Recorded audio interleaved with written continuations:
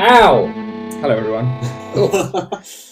Good day to you too. Welcome to episode 25 of Swords, Boards and Beards, moving swiftly onwards. This week we're talking about the latest superhero on the block, Mark Grayson, also known to his friends as Invincible. There's the gag. Now I'll put it in over the top. Yes, I'm allowed to swear in this episode because it's a sweary episode. Yeah, of course you are. Because Rated M for mature audiences. Because it's Invincible. Yeah. Every time we say that, we crack that joke. Yeah. Hello, everybody. We're back with 25. Yeah. Fine. Does this mean I've just thought this? Right? Are you singing at the last episode of the year or the first episode of the year? The anniversary of the year. Okay, I was thinking about it on the way here. I was like, he's gonna bring up singing again, isn't he? Of course, I sing every week, whether it's intended or not. Yeah. Hello. Yeah, we did. We talked about Daredevil last week, and then you and I had a conversation. You asked me. I've been asking you for a long time. Yeah, I hadn't watched enough that I could warrant at least. And I still haven't caught up as much as you. This is why we've got Toby here. Yeah, that's why we've got Toby here. Toby's here. Sorry, hello. Yay, hello. I hadn't watched enough that I wanted to contribute well enough. Hence, also inviting a third voice because a third voice could contribute. And now I'm getting there. Good. I'm getting there. Excellent. So I'm still. So yeah, it's there is blood. You will like the things I like, Adam. You don't get the choice. It's happening. Yeah. Listeners, send help. I'm not allowed to leave this dungeon. Futile. We tried with Warhammer and you resisted. Now, for now. Yes. So this week we're going to talk about all things Invincible. You told me I do know this. I'm being facetious. The final episode of the latest season was a week ago, roughly. Yeah, roughly. Yeah. So it was in the zeitgeist because it was all over social media and adverts and shit everywhere. It's quite interesting talking about that real quick. That the and it's become quite noticeable already. A week without an Invincible episode, and the fandom online are starting to devour themselves already. Have they moved on to something else? No, they're just trying to rip it apart. And just find little morsels of this, that, and the other. Just any content they can. Any content, yeah. Which is good. It shows that it's hit a nerve. And this the zeitgeist thing is really interesting. This is a sidebar for 2 minutes in, but a small one. Because when we did the Daredevil one and I released the episode, lots of people listened. I know, it's good. And because it's fresh in people's brains, and then as it goes off, as is the nature of social media. And my brain, because I'm now looking at the background, because I'm the numbers geek, that's kind of like, oh, this is what happens. But regardless of the topic, so we could do it on, what's that show that just came out that I watched? Adolescence. Yeah, the Adolescence thing. You've seen that show? Adolescence on Netflix. Anyway. I don't have Netflix. It's in the cultural zeitgeist. Yeah. And it will drop off. Really, we could talk about it, we won't. Should we do our next episode on trade tariffs then? That would enjoy the Orange Smurf. We'll pivot it into a political podcast, like all the other ones you listen to. So let's go back to... Those of you who can't read lips, because this is an audio podcast, that noise. Am I going to have to find the sound effects and dub this in every single It's not going to be hard to put possible. Yeah, we'll make you work for it. Yeah. Tell me all things Invincible. Go. Sell it to... Right. No, let me start with a question. I'm going to play the ignorant guy. Okay. Because I can be the guy. I have watched the least. I've read the least out of the three of us. Yeah. So I'm going to be the ignorant guy and play that question. So for those who know nothing about this show, sell it to the audience. Sure. Okay. Actually, no. Easiest way to start selling it. Easiest. No. I'm joining in now. I'm getting it. I didn't even say it. No. Okay, I'm failing because I'm an idiot. Easiest way to sell it, offer it, is the latest episode. I think it was the last 3 did really well, but specifically the latest episode got a flawless 10 out of 10 from IMDb, and I think the last 2 before that didn't drop below like an 8.8 or something like that. So that's the quality that the internet's fallen in love with immediately. Okay. And it's not been consistently like that, but previously the finale of season 1 also broke Amazon specifically record for animated show reviews. So it's been like, the finales always get better, but in general... And bear in mind as well that Amazon released things like Arcane and stuff, I think. That was Netflix. Arcane was Netflix, but still.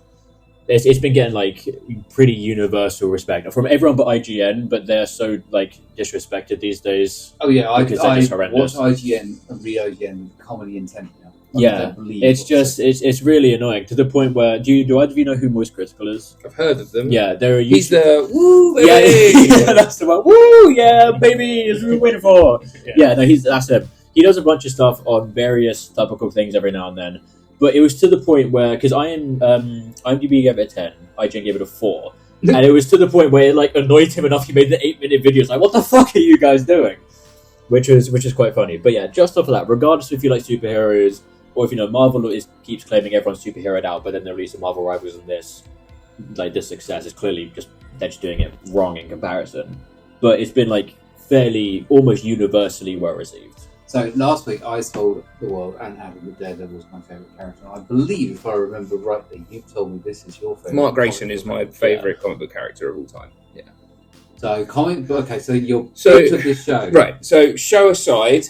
Sorry, pitch of the story. The story of this character is when it came out sort of 2008, 2009 or so, and it was published off of the success that Robert Kirkman received from The Walking Dead. It was something that him and his flatmate wrote when they were just starting out, as far as I'm aware, and it never really got anywhere, and it was a very sort of beloved but by a really small cultish number of people. Like before, I was in this Invincible subreddit, for example, before the TV show came out, and it had like 400 people in it. It's now got like 400,000. Yeah. So it was like a very little sort of little niche thing. Yeah. And I'll be honest, I didn't know it existed until I started watching things like The Walking Dead, and then was like, what has this guy written? I might have mentioned that in a previous episode before, but like, what has this guy written? Oh, he's done a superhero. Let's have a look. And then was like, okay, this is fantastic. Yeah. And it's a real breath of fresh air in like what feels like a really oversaturated market. Yeah. The classic sort of hero's journey, superhero tropes that you get a lot with beloved characters that have been around since the 60s and 50s and stuff. Daredevil, Spider-Man, all of these characters and stuff. This book is has a really good way of turning that on its head and sort of taking the mickey out of it in a tongue-in-cheek way while still respecting the source material. Okay. So, like, you could argue as like a negative point that none of the characters in this book are original characters. They're all like twisted versions of something that already exists, But that's the point. But that is the point. Okay. Yeah, exactly. Yeah. And that's kind of led it to have its own sort of story and its own telling. And it's the sort of thing that you feel, oh yeah, it's a bit gimmicky at first, but it strays along the same path as like a Superman story, for example, at the beginning, and then splits off into the road. And you're like, okay, that's cool. That's quite a cool gimmick. But then those paths split, and by the end of the third compendium, because it's only 144 issues long. I say only 100, but you think about things like Spider-Man, where it's like, where'd you get involved? Like, there is a start and a finish. It's manageable. And it's done. And it's not like it'll be coming again in Ultimate Invincible or Fantastic Invincible, or do you know what I mean? You don't get any of that. It's just, this is this character's story. It runs through and it's finished. And by the time you get to the end of it, it's nothing like anything I've ever read before. Okay. It's completely different.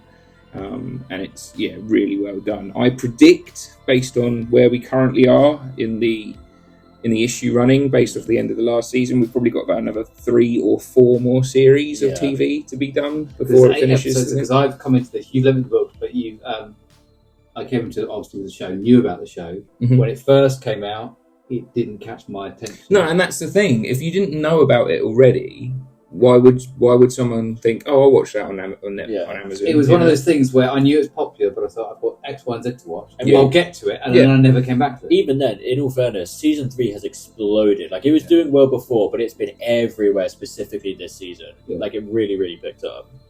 Yeah. So, so questions to avoid. It is a superhero origin story, as you said. Yep. It is a superhero story. It's not and it. You might have said this. The book came out in roughly 2007, 2008, something like that. Okay, so I'm trying to think about other superheroes, because now it absolutely goes against like the superhero saturation. Oversaturation. Yeah, it's and that's a real big selling point for it, because it's a breath of fresh air. But at the time, there wasn't superhero saturation, and yet it still came out and did really well, niche market wise. And it's great to revitalise and get excited about, because of the current oversaturation that some people are feeling. Yeah. But at the time, there wasn't over. So I'm just wondering, what was out at the time? Well, I'm just Googling now, real quick, the date of issue 1 coming out. 2003 was when the first issue of the comic book came out. This is older than me. Yeah. Let's have a And the look. final issue came out in... Okay, I've got some context. This is really interesting. Of what came out at the time. Yeah, Yeah. some more mainstream stuff. I mean, yeah, the 2000s were pretty fucking Well, big, it's- wasn't it? I'm letting Adam look first Yeah. because he's got Invincible The thing is, information. even with all of the comics they've put out, you say 3-4 seasons, that's without adding anything. Because with 2018. oh goddamn, but yeah, Is it finished? with the final episode, they've actually added in what we assume will be an entire original subplot, essentially. With because I'm pretty sure Dark Blood stuff for the most part, right at the end, Damien Darkblood Yeah. things, yeah. that is, I'm fairly sure, not in these. Kirkman involved in the writing of any original material for the show. I mean, I think he's executive I know producer. producer Yeah. it must be, but I I wonder from a imagine so. narrative point of view. It's quite possible. Yeah. I know from a story, even with Walking Dead, he would have written some and let other writers write others because that's the nature of the work. Yeah, quite possible. I'm not 100% sure. For context, 2003 when this was launched, from a movie perspective, not a comic book perspective, Yeah, but to give a zeitgeist feel for where we were at, Daredevil, the Ben Affleck. the Ben Affleck, Oh, X2, right. Yeah. and Okay. Hulk.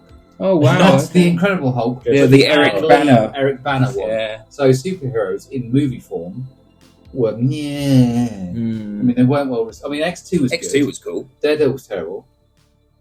Hulk was just Nick Nolte with giant dogs. Yeah. What the fuck? Yeah. I don't. That Yeah. upset me on a number of levels. And he was Coolest thing about the first Incredible Hulk film is when he takes the turret off of a tank and uses it like a baseball Yeah. bat into Yeah. another tank. That's the coolest bit of that That- whole film. it was- So genuinely, for context of what was coming out at the time, because that would have been in the cultural zeitgeist. So this counter programming to it, still superheroes. Yeah. This reminds me a little bit of when they brought Kick-Ass out to counter program against. Not in terms of the content, Mm. but in terms of that was very much going against the flow. That was Mark Miller, wasn't it? Kick-Ass? Yeah. Yeah.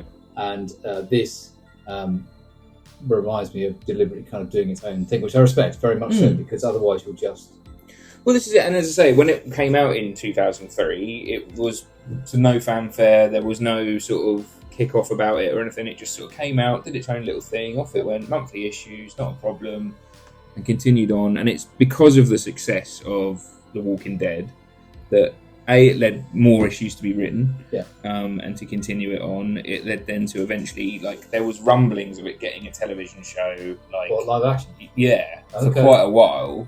When Really? all the superhero projects were getting snapped up left and right, Really you know. glad they didn't do that, to be honest. And then eventually, it came out as an animated program, and it's done a lot more than I expected it to do. Yeah. It wouldn't have lasted as a live action. I don't know. I mean, don't know. They would have just tried to shove Tom Holland in the suit or something like that. The reason I'm hesitant to say it would last, not because it wouldn't be good, but because it would cost so much money. Oh god, yeah. Yeah, that's true. Whereas to draw it, And you'd have to very much skirt around infringement rights on a lot of characters. There is a lot of character you have to have a infringement. lot of goodwill. Yeah. And I know we've discussed this. And you can imagine things like Disney rubbing their hands together and, oh, we'll sue I mean, the crap yeah, out of you if you especially- put anything that looks like a Spider-Man in this show. Like, you know. I mean, even then, just the sheer amount of violence, you can never get that on a screen consistently. Then you'd have to dull it down. Yeah, it is ultra violent. Yeah. So to start off without you guys know more of the content than me, so you can choose. But in terms of spoilery, Sure. but and I knew this and it didn't ruin it for me. So when you pitched this to me, I'm going to be slightly spoilery. So warning listeners, if you want to know nothing about the opening, Shouldn't have clicked on it. you shouldn't have clicked on it. But skip forward 5 minutes and I will shut up. But we see Invincible's kid who gets superpowers like his dad, who is also a superhero. Yep. And there's there's a superhero group like the Avengers, but not called. Called the Guardians of the Globe. Thank you, out of my head. And They are the Justice League. and they they are a are- full parody of the Justice League. Absolutely. That's it. Yeah, That's the like, parody of them. So to a T. in terms of, because I've seen it in the context of the show, at the end of the first episode, they are all killed off. Yeah. And then you find out at the end of the episode, they are killed off by Mark's Invincible's dad. dad, Yeah. who is meant to be the good guy. So the entire twist there is like, shit, Superman's a bad guy all of a sudden. As Yeah. in effect, and then the story takes its wanderings along. That's spoilers done from Yeah. my perspective. But that was engaging to me because it was like, it's superhero tropes. Yeah, I get this. Yes, it's a parody.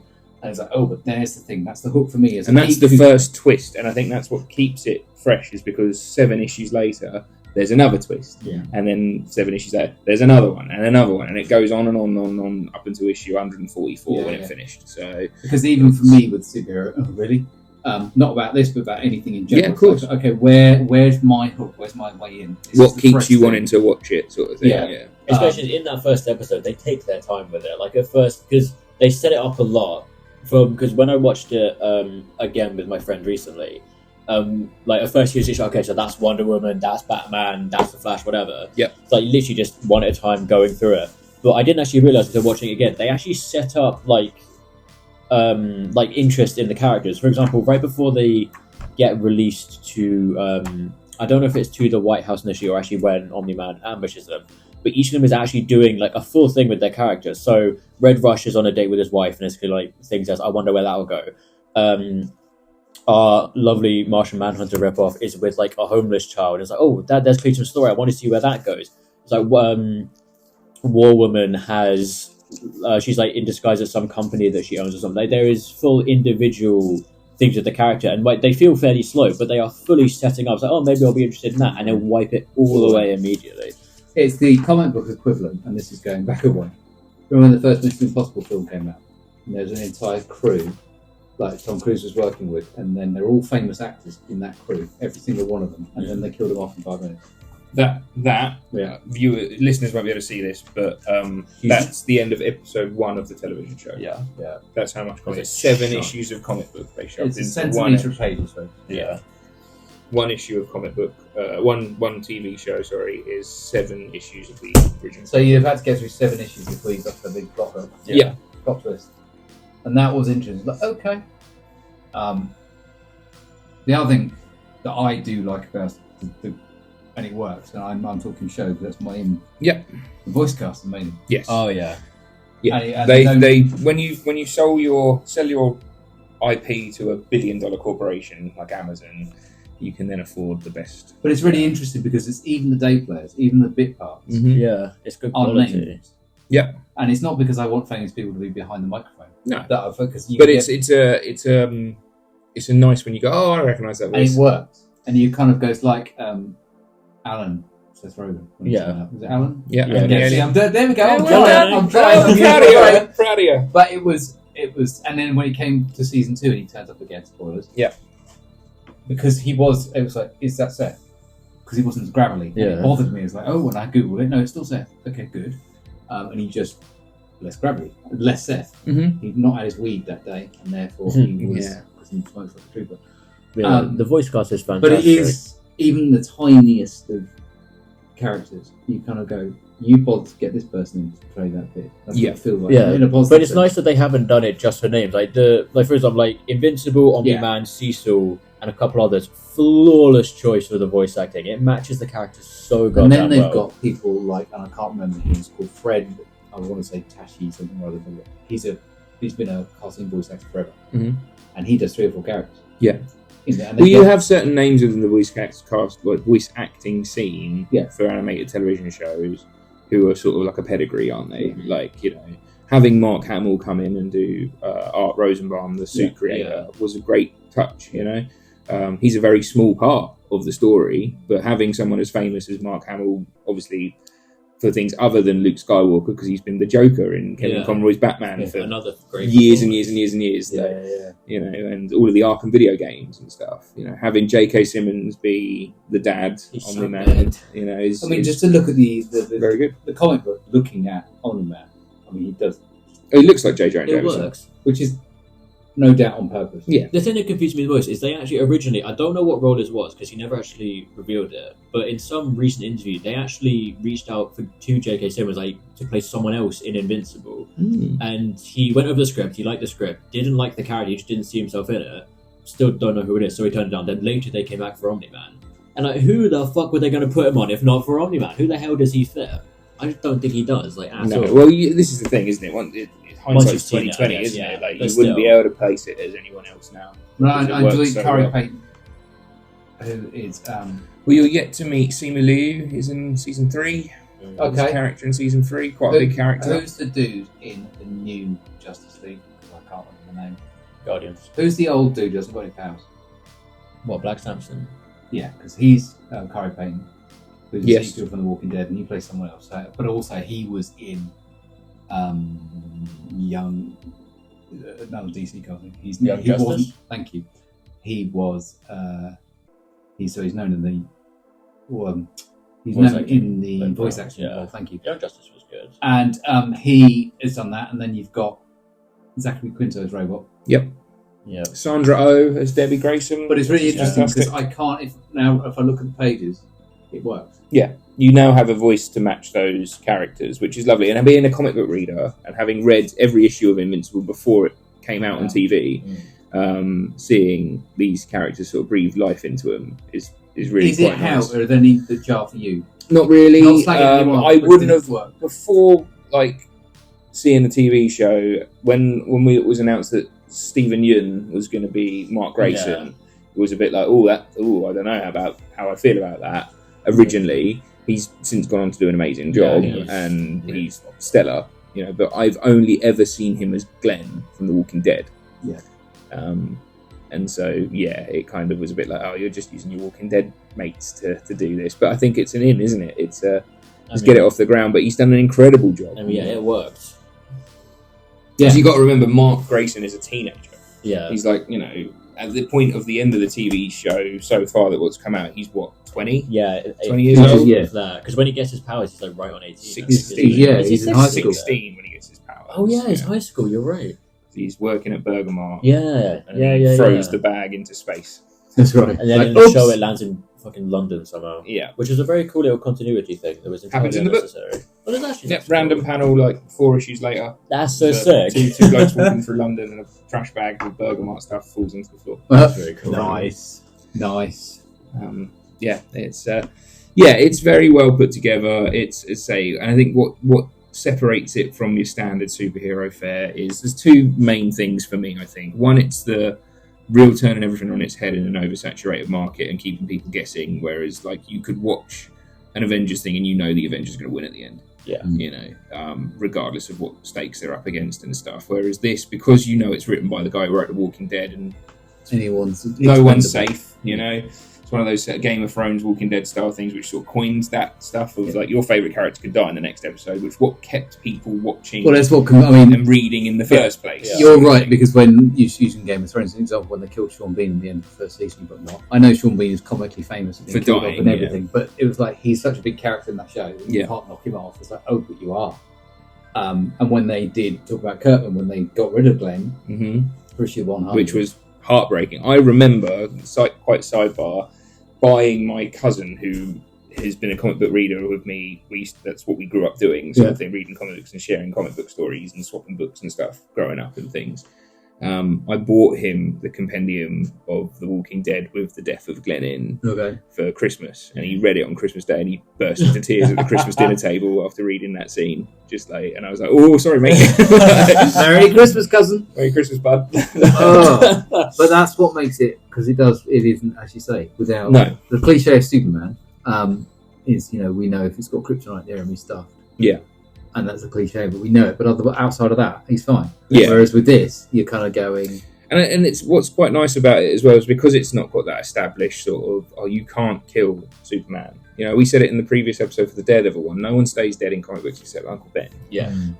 You don't have that in this because it's a completely separate thing. So people will die, and that was what will keep it fresh as well for a lot of watchers and readers. And it's also ultra violent. Like, it's a lot more violent than you would ever get in a Marvel or DC thing, which isn't necessarily a selling point. But I think what separates it from your standard Marvel, DC, even other Image titles and other sort of adult comic book sort of things, Dark Horse comics and stuff, for example, is because it is so ultra violent. What it does is it kind of deals with the overarching problem of what superheroes would be for everyone else. Yeah. For us normal average Joes walking around, when someone gets thrown through a building, that's a big deal. Which has never ever been sort of handled in other stuff, and not as and you're right, not from a graphic point of view, but they kind of tackled it a little bit with Man of Steel, and they kind of did. Well, they did with them. Because it's what led Batman to be like, just stop Superman. Their reason for Civil War, as in the Marvel Civil War, but that ended up as 6 dudes fighting in a car park. No, sorry. What I mean is the reason it all kicked off and the Sokovia Accords is because the damage that's been done. But they didn't show it in a way that was other than because that's what I mean. The closest they got was Homecoming, I think, where the Vulture right at the start, they're like the way they got there was looting through the old alien stuff. And that's the closest they've got. It's almost like Lines and Veils. We'll talk about it, but we won't really show it to you. Whereas this will show Mark's dad picking him up and throwing him through a train full of people, and people, average Joes like me and you, getting torn apart, disintegrated by superheroes battling without a care in the world over it and things like that. And it's just like, the real impact of what these things would do if they were here is, and it's something that he did really well with The Walking Dead, because the whole idea of The Walking Dead was that the zombies weren't the problem. No, it was other people. Like, it's what people do in these extreme situations, which is the scary thing. Yeah. It's not about the zombies, and they just become like a bit of a thing you have to deal with. Yeah, it's the background follower. It's not the. Yeah, exactly. And this is a similar thing with this. It's not. It's arguably you could almost say it's not about the characters as such. It's more about the impact that those people have.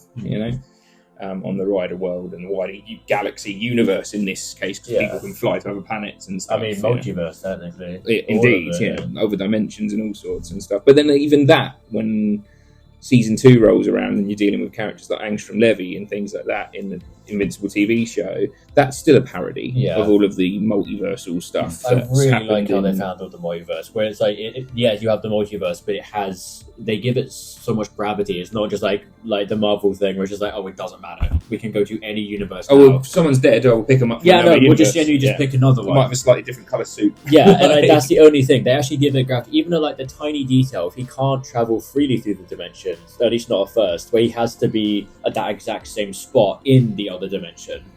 That at such a simple level gives it actual purpose and a little bit of gives it a bit more gravity, doesn't it? Yeah, absolutely. It's a really nice way of doing it. Yeah. But it's for someone who's never read this or heard of this, we've shouted out a bunch of words and waffled on a bunch of stuff that you've gone, what the hell are you talking about? But as an easy in for someone who's never watched this, it's bright and colourful, so it'll keep your attention if you're watching it on TV. It will keep you twisted and on your head, and you'll wonder what's going to happen next if you've never read any of it, because it's, as I said, it's full of twists and turns. But also, if you have read it, like I have, I'm watching it because I love the character. Do you know what I mean? And he could be if the show was crap, I would still watch it. I'd be really pissed off of it, but I'd still watch it because I've read every single issue. But it's more. Where was I going with this? I've kind of lost my train. It's more like seeing this stuff come to life. Yeah. And it's been lovely. I highly recommend it. So here's a impartial question. Sure. For people who are listening, because this is less than shouting about, than something like it's still and I think that's a good thing, because if it was all over the place, if it was the next hotness, do you know what I mean? And it's all over TikTok and Instagram and Reddit and social media and all that, and you couldn't escape it. We're obviously in the circles where we've watched it and stuff, and it's kind of aimed at people like us anyway. Yeah. But my mum knows what the Avengers is. Do you know what I mean? But my question is, this came out, and it's quite the knowledge of it is less than something like The Boys, which you told me before we pressed record you don't like. I didn't really get into it. No. So why, when they're very similar in format, it's twisted superheroes, it's twisted logic, it's whatever. Why this and not that for you as an individual? Yeah. Okay. I'm curious about this because I have a separate answer for it, because I've watched The Boys. Yeah, I've watched the first season and a half. I think the last episode of The Boys I watched, I think Homelander pushed his kid off the roof of a building. Was that where she was going to kill herself and change her mind? No, I think he's like, have you got superpowers? Oh, yeah, his the kid off the roof of the building, okay, and he breaks his leg or something. Yeah, I've seen 10 minutes of The Boys. Yeah, for context, that was his kid. He was like, "Yeah, I'm sure you have superpowers," and just shoves him off a roof to try and get him to fly. Okay. Yeah. I think what I didn't get with The Boys was it felt edgy for the sake of being edgy in certain points. Okay. It felt like, look at how messed up superheroes are. look, we're going to call everyone a CUNT, and we're going to be all gritty and all that sort of stuff. This is still Invincible. It's still. I thought I got away with the edit. It's still very much colourful, tongue-in-cheek comic book parody style of it. So it will be, ha ha ha, that's quite funny. Look at these stupid comic book characters. Look at that guy's ridiculous Wolverine suit. And he's definitely supposed to look like Wolverine. Mm-hmm. And then suddenly someone's arm will get ripped off. And you're like, oh, okay, yeah. Whereas the other one's vulgar for the sake of being vulgar. That's an opinion I've got. Do you know what I mean? Yeah. And I know The Boys is not universally loved, but it's very popular. Yeah. I know it is. And I know that, and the stuff I've watched of it, I enjoyed. I thought it was cool. I read the first graphic novel of The Boys. It's different to the comic, different to the TV show, for sure. Okay. I think the character of Billy Butcher is really cool. He changes a lot in the comics. He goes down a lot. And Huey and Starlight and all these other characters, they're quite cool characters, but they don't sing to me the same way that Mark Grayson, Atom Eve, Robot, Rexplode, Duplicate, these characters really they're my jam, Yeah. Fair. I do agree with you. From what I've seen of The Boys, because I'm pretty sure I'm up to date on The Boys, one of the major differences I have, which is one of the things I really love about the show specifically, I don't know how much they do it in here, but I'm sure given how much of it is obviously taken from it, they probably would, is The Boys, as much as they try, they really don't humanize the characters as much as these do. To the point of, there's only a few moments in the show, like, per character, things like that, but they really drag it back to, as much as there's chaos going on, and to us it's like a ridiculous spectacle, to the superheroes, they can still be dragged back. So, like, this, at the end of season 2, Omni-Man's last line is, I think I miss my wife. Whereas, like, in the latest thing, when Conquest turns up, he has that whole spiel about him being lonely, which is fantastically acted and prime, like, genuinely, like, serial killer behavior. I think they did research into it, because that's, like... It's very sociopathic. Yeah, apparently that's a known thing that serial killers will actually do, because his last, like, he's beating the hell out of Mark, for context. And then Conquest is just for context to everyone else. Conquest is the big bad that turns up in the final episode of season 3 of Invincible, and he is. So, how to explain this? So Viltrumites are the race of people that Mark and his dad are from. Yeah. Right. So it's a planet of Supermen. Yeah. Just superpowered by effectively. default. Like the whole planet is basically everyone's Superman. But what they've done over the years is they've gone and they've conquered the universe. They've conquered the galaxy. And anyone who's resisted, they've just crushed, because they're so bloody powerful. They go under the whole guise of, we're here to protect you and better your world, but what they actually want is resources. Yeah. And, And it's a dwindling empire sort of thing. It's, there's a big pushback and a big resistance, and that's when you get into the wider sort of bigger arching storyline of this comic book is the galaxy, not just Earth, the galaxy against the Viltrum Empire.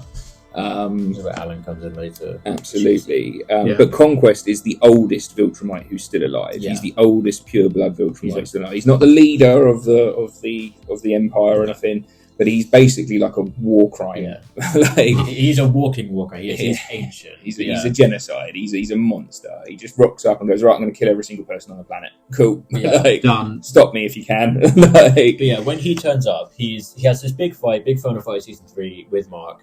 And at one point, he just pins him to the floor and just starts talking to him, and he describes how lonely he is and how even the other Viltrumites are scared of him, to the point they don't even know his name anymore. They call him Conquest because he only has a purpose, because he doesn't have a personality, because no one knows or cares about him. So even when he's on a violent rampage, for the sake of violent rampage, like a moment before, he was saying how much he enjoys the genocide. And one of the interesting bits, he's one of the only Viltrumites to actually describe it as atrocities. He knows what he's doing. He just doesn't care. He enjoys it for the sake of enjoying it. And even then, he gets that small moment of being pulled back, where the closest you get to that in The Boys, it was circling back around eventually, is like they show Homelander being absolutely insane, and like they see the whole milk thing and stuff. And like they see, like, there's a couple scenes later on which you might not have got to, where, because he's like, Homelander is insane, but like there's a point where one of his nicest scenes is he's literally talking to himself in the mirror. And the one in the mirror is like the really aggressive, like, why aren't you better? You're weak. Do better, Homelander. And the one outside the mirror is like really scared. It's like, oh my god, what if they don't approve of me? That's as close as they get, which is like a nice scene. But they do it with generally almost every single person, to the point even like Donald has a moment, Cecil has a moment, Mark has his moment, and to almost every point. They seem a little bit more fleshed out. Yeah, they humanize it. There's just a bit more going on. And as much as there is violence and all that, they don't. Like, as much as they love the violence and all that, it's not reliant on it for the shock factor. Like, it does have some purpose, and the way they fight has some purpose in terms of like different stuff, like how Creative Eve starts to get and things like that. It's not violent for the sake of violent. where sometimes the boys it's just like how much blood can I get on screen. And I think what's clever about that as a structure as well is that because like to understand like characters like Marvel characters, you know, you already know their superpowers. When Doctor Doom rocks up on screen, you go, okay, I know what he can do. When Mr. Fantastic and Fantastic Four come along, kids who have never seen anything of the Fantastic before will go, oh, he's stretchy, oh, she's invisible, oh, he's made of rocks and he can go on fire. And that'll be that. Done. Yeah. That's all you need to do. These guys have taken the parody of those characters and those tropes, but then added like a human element to it if they can, you know, as much as they can with characters and things. And obviously over the issues, and I say it's a limited run, it's only 144 episodes, which in the grand scheme of things isn't a long run of comic book.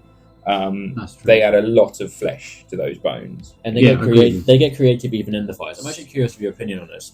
The scene where Multipool tries to escape from prison and fails, is that in here? I think so. That's a pretty grimy scene. Yeah, but like for the sake of exploring like the creativity of powers, it's a really, really good use of the powers. So for context, Multipool can clone himself.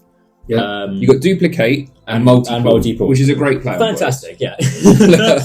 But so Duplicate is on the New Guardians of the Globe. She's a superhero. Multipool is a villain. He's an assassin for a essentially the League of Evil or something, or Legion of Doom in DC, something like that. The one that Lex Luthor does on. He's an assassin for them. Legion of Doom. Yeah, they're called the Order in this. They're just organized crime to superhero level. So in all of her fights, his fights, Multipool shows like way less remorse and doesn't hold back as much as Duplicate does. Duplicate uses her clones way more sparingly. She doesn't just lob a horde at people. She usually maxes out. It hurts. Like, Every time one of the clones dies, it hurts her. Same with Paul. Yeah, it hurts both of them. So like they will try and resist it because they feel themselves die essentially over and over again. In this attempted prison escape, his solution is essentially to clone himself to the point he cannot fit in the room anymore. A single one of him planks on the ceiling. It does not happen in the comics. It doesn't. Oh my god.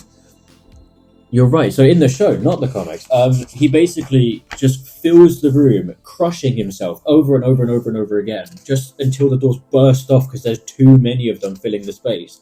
And then the single one that survived, because he was on the ceiling, just drops down and makes a run for it.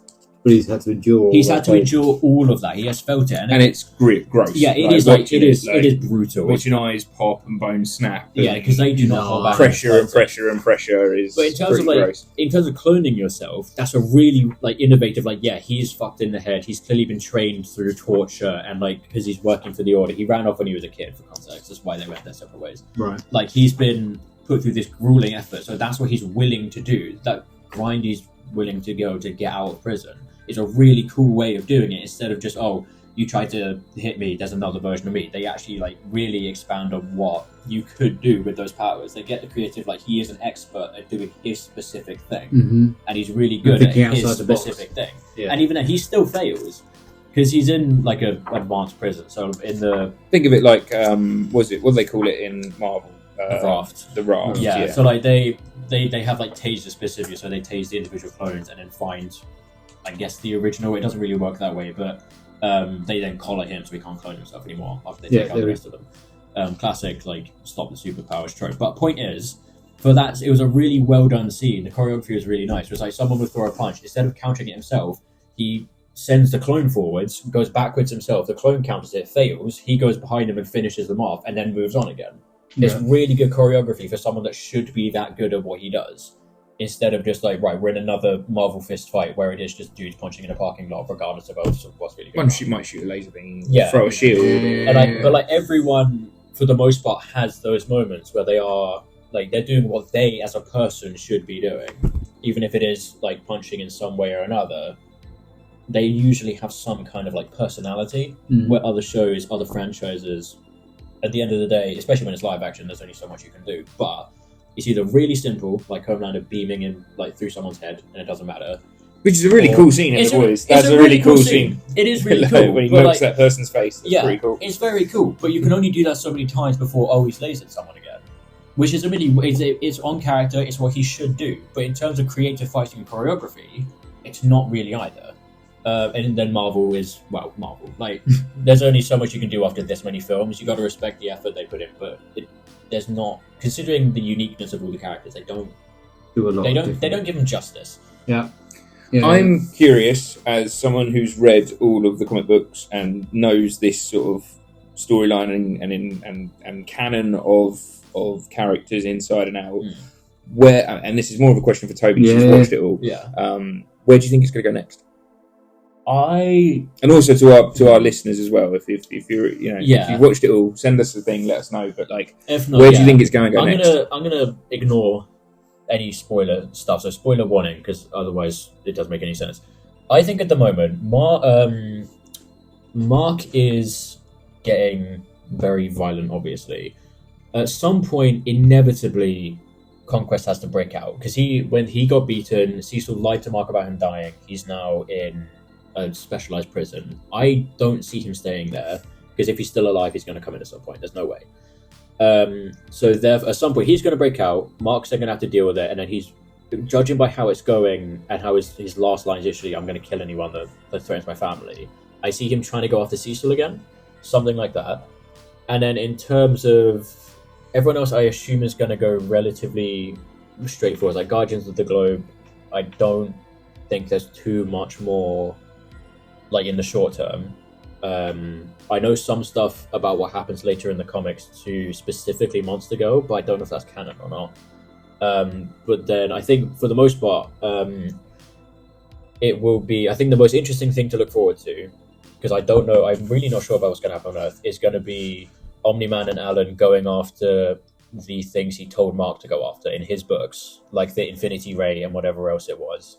It's going to be them potentially hunting those down, which could be very cool. As Omni-Man going in, knowing that, it's ridiculously dangerous even for him, and then trying to, like, seeing him try, seeing those battles, seeing that. Alan and Nolan across the galaxy. Exactly, because that could just be really Space cool. pals. So I really like the idea of, to an extent, seeing Omni-Man scared or nervous, or just genuinely like him taking it seriously, like he did with the other Viltrumites in the Prison Escape, or any other, like when the scene when they're on the Thraxan world, and he tells Mark, like, stop holding back. Like he's like focused, he's trying. I want to see more of that, where he actually has to like make an effort to just survive. That would be really fucking cool to see. Cool.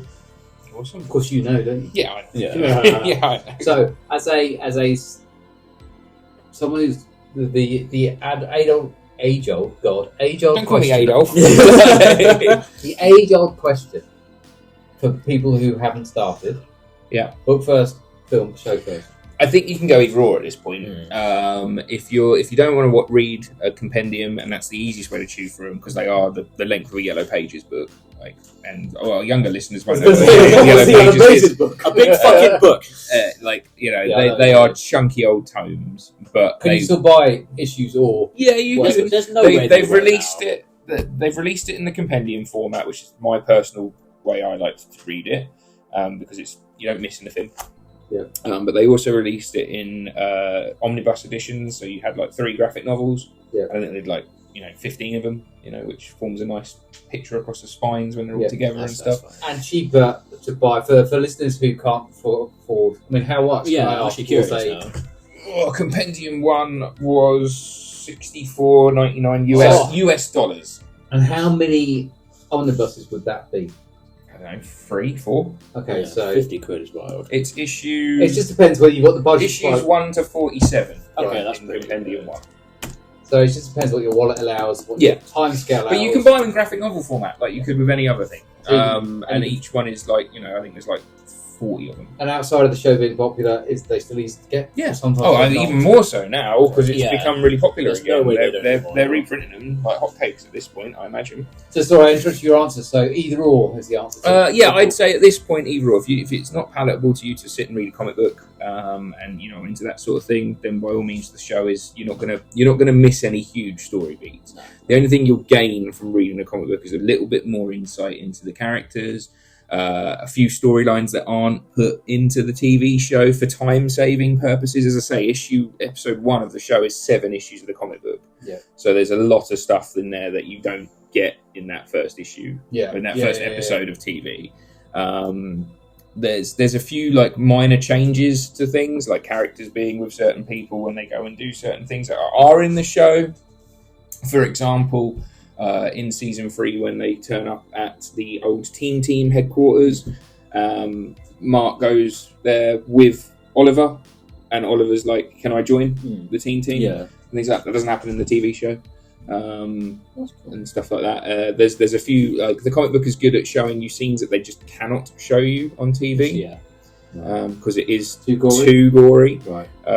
So if that's your sort of bag, the comic book's got you covered. I am very curious how they're going to handle Ines' stuff later on. Well, that was when that came out, I have that issue as a standalone. Obviously, I've got the compendium as well, because that was a real controversial thing in the comic book world, because it had never been done before. For listeners who aren't aware, Mark, our main character, is sexually assaulted by a female Viltrumite, and it's not.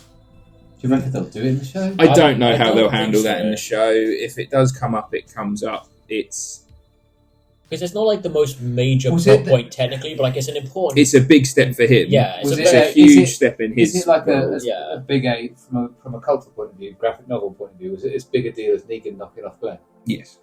That kind of. It almost got him banned. Okay. Yeah. It almost got him cancelled. because it was like it didn't show it like explicitly, obviously, but it was like Yeah. It's You heavily understood yeah. what was happening. it was fucking. It's heavily, obvious. yeah. It was and, fucking obvious. and it deals with the fallout of rape Yeah, like he was literally as like, a person. they literally Yeah. leave him crying in a crater, if I remember properly. Yeah. Like it is there, and then it comes across later where That's a huge spoiler for later down the track. people. yeah, Like, but they mention it way later, and it's like explained. It's like Viltrumite like customs Culture, or something yeah. like that. But like the strong breed with the strong. Yeah, That's the but, like, idea it is- behind it. Like, yeah.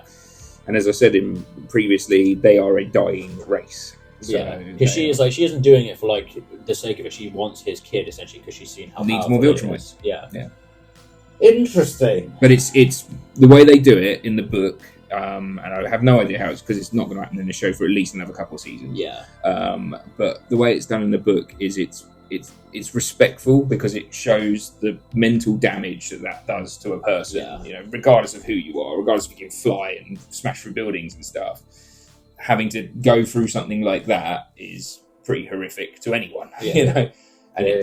it further humanises Mark Grayson as a character, because that's something he's never had to deal with before. And you know? superheroes don't tend to even. No, you don't get that sort of stuff. I don't know. It's the sort of stuff they might tackle in The Boys, because, like, you know, that seems a bit gritty. Say about it. Yeah, Is it the seems a bit impression. gritty for the sake of being gritty. Like, I mean, you that is know, the boys to be fair. Which is I'm just big how and far strong, they go. so I can have my way with you, little puny human woman, or Yeah. whatever. Do you know what I mean? All that horrible shit. So, I mean, they've already done it once. They just did it off screen. To be fair. yeah, exactly. But this is, This is just nicer. No. Less. Yeah. Okay. Not the scene. I mean the book. Yeah, Yeah, that's the Boys. it's not in this compendium. It's in compendium 3. Yeah, it's So, like right down the line. It's issue 104, 110. Yeah. Issue 110. My final question, because we're nearly at an hour. Oh, really? It feels like we've really waffled on this. Sorry, listeners. I apologise. This is what we do every week. We waffle about things and Yeah. listen back. Oh yeah. Is there for both of you really low level question? Favorite character? Go. Oh, that's actually a tough one though. I haven't Favorite got- character that isn't Mark?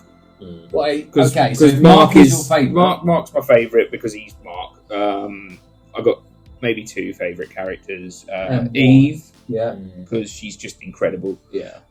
Eve is awesome. Like, everything she does, everything she starts off as to where she ends at the end of the series of books is it's such a journey, and it's comparable to Mark's, and obviously he's the main character. I love that. And Robot is my other favourite He's character. very cool. And if you listen to this back after the whole series has come out, you'll go, you fucking prick. Like, Yeah, I think I'd have to go for.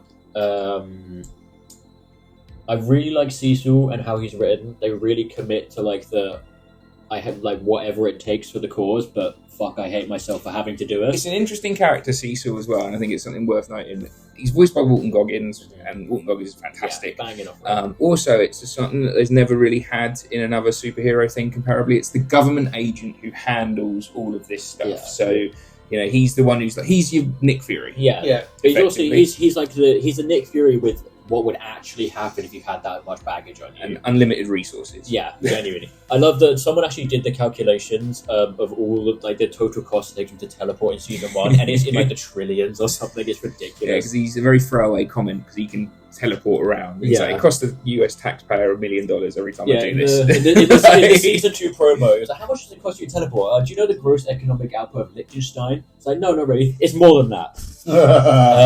But I like him from his look because he looks like Ed Harris. Yeah, Yeah. but no, he's very cool. And then there's a little like less important but cool. I really like the Maulers and Doc Seismic as just like fun villains. Doc Seismic's fleshed out a lot more in the TV show so far. He's a lot less. He's much more in the comic books. From what I can remember off the top of my head, having not read them for several years, he's a lot more of a comedy relief sort of villain. I mean, they make him comedy in the first place. One of his first lines is like, "I have a degree in women's studies" or something, while he's destroying Mount Rushmore. Like, that's just who he is. But no, they're both very fun as villains. There's some characters that you've not met yet who I think will become fan favourites. Yeah. Dinosaurus, when he turns up, will Banger. be a great hit, I think. There is, what is her name? She's basically Gamora from Guardians of the Galaxy. Okay. And she's very cool, and she rocks up a bit later on. But there's some really cool characters, and then there's also a lot of side characters who I was very pleased in season 3 they managed to get in, because they didn't originally have the rights to them. Okay.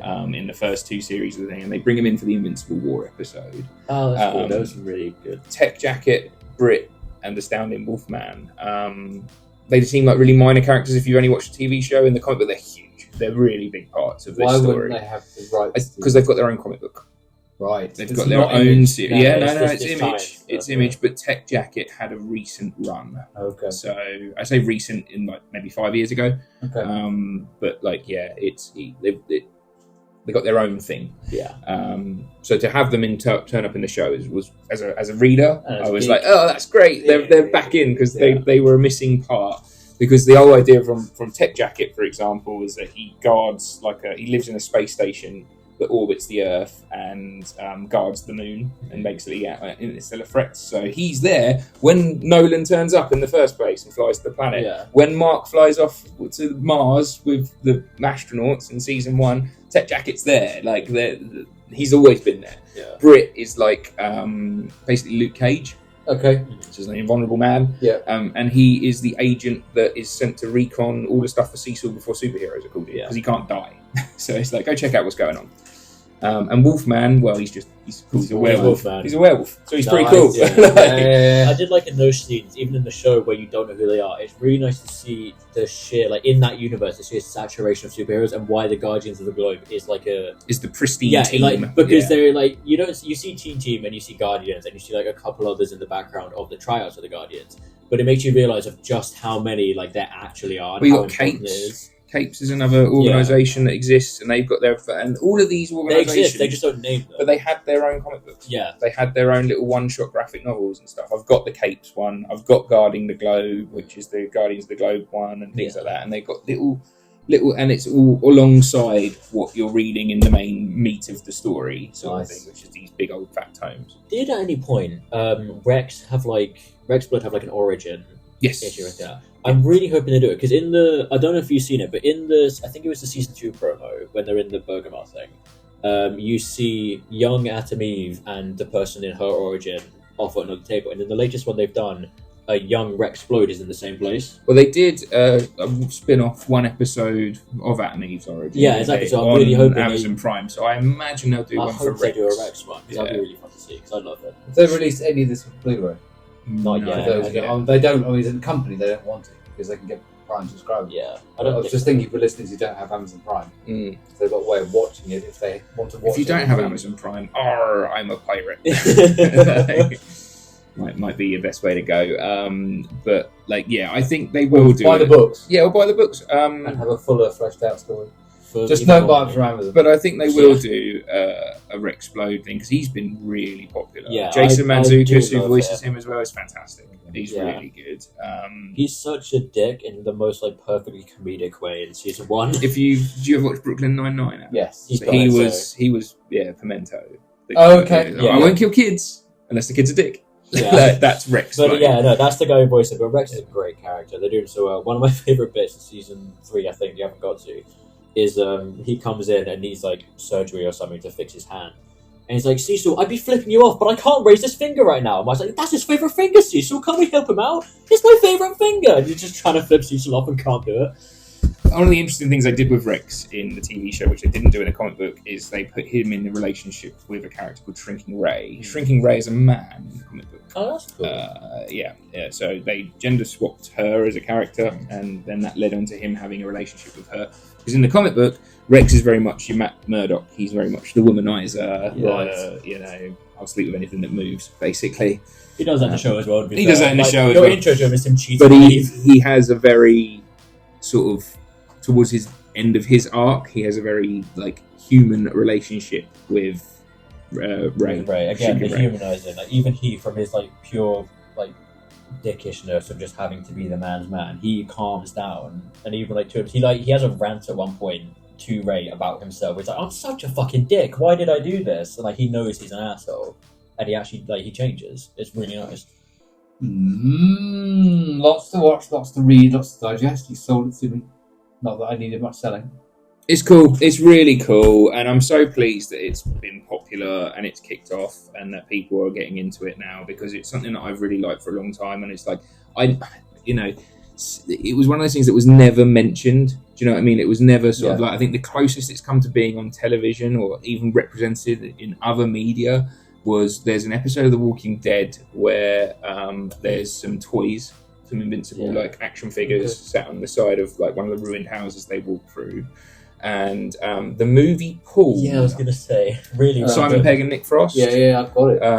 Simon Pegg's wearing an Invincible t-shirt, and he's reading an issue of Invincible in one of the scenes. Okay, that's the only. Well, I wouldn't know what I was looking at. Exactly. That's the only time it's ever popped up in anything else before the TV show.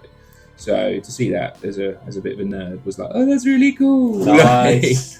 There is also Shane and Rick from The Walking Dead turn up in an issue of this, which is quite great. There's a scene where Angstrom Levy is throwing Mark through a bunch of different parallel universes to keep him busy, and he throws him through one portal and he falls into a building, and it's Georgia, and Rick and Shane get out the car and go, what's that? That's cool. But also, like, it's very much takes the mickey out of, because he throws him through Marvel and he meets Spider-Man. Yep. But he also throws him through Gotham and he meets Batman. Oh yeah, I forgot. And there's one panel. It's one panel in the comic book of Batman's gauntlet, and Mark sat on a wall, and he's like, "So you dress like a bat, and your name is?" So yeah, it's just sort of taking the mickey, out of it. But it's very clever. It's very tongue in cheek. Really worth your time if it's something that if you're bored of that superhero wash, and you're like, I can't, when's Avengers Doomsday coming out? I don't care. Do you know what I mean? It's going to be another 3 years down the track, and they'll hype it up, and it will never be disappointing, because it always is. Do you know what I mean? Like, they're lofty ambitions. Have a look at something fresh. Have a look at something new, and be shocked when you see your favourite character get torn in half. Nice. Well, on that note, gentlemen, it's been a pleasure. We're going to have to end on a noise. You walked into that one. What did you expect? That was the noise I was asking for. Oh, okay. Collectively. Oh, on the count of 3. 1, 2, 3. You can go and not vape now. Yeah. Giving up. Hey! Bye, everyone. We'll see you next week. Take care.